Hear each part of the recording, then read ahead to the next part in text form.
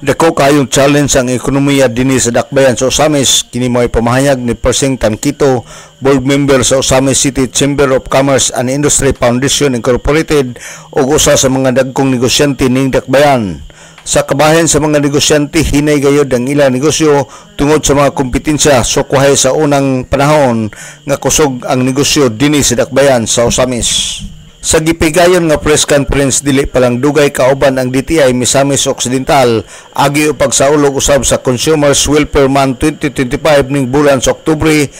Nagkanayon si Tangkito tungod sa kadaghan sa mga establishment dinhi sa dakbayan o sa kasikbit nga lugar napiktuhan gayod ang ilang negosyo. Hinoon sa online selling dili ra apektado ang ilang tindahan tungod kay hardware man ang ilang negosyo.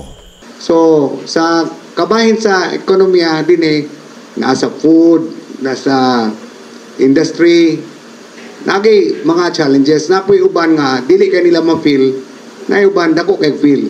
For example, sa mga food industry, pagkaon, mga restaurant, makita ba ninyo na ang sa una kusog kayo na hinay kay mabira man sila padulong sa Oroqueta, padulong sa Tudela, sa Clarin. So meaning siguro sa akong nakita ang atong purchasing power sa atong tao o ilang employment kulang pa sa mga bagong nangatukon nga establishment. Ako, I have to admit, kami mismo, among hardware, affected po na sa mga walk-in. Wa na kayo ang walk-in. Amo pong hangyo lang po sa mga tao na bantaya, dili po mo walk out. Naagi mo palit, masulod. Mo nang atong bantayan kay tungod sa gamay. So, amo nang challenges karon sa ekonomiya. Dili dako na ba dagkan na kayo. Ingon tag ang base bitaw niya. Dagkan na kayo establishments nakatag-katag na. So, ang solusyon na lang gid mo gamit sa atong social media, gamit sa atong Facebook, advertise atong pangalan kanunay balik-balikan nato painumdum na kita maskaraan pata sa katong bako.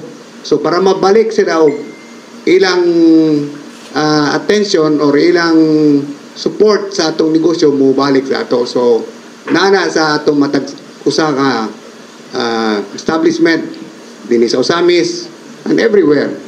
Si Persing Tangkito, board member sa Osamis City Chamber of Commerce and Industry Foundation Incorporated. Alang sa DXDD Radio Kampana, ang radyo sa simbahan, WD 45 Dudong Barkamento, Danag sa Dakbayan.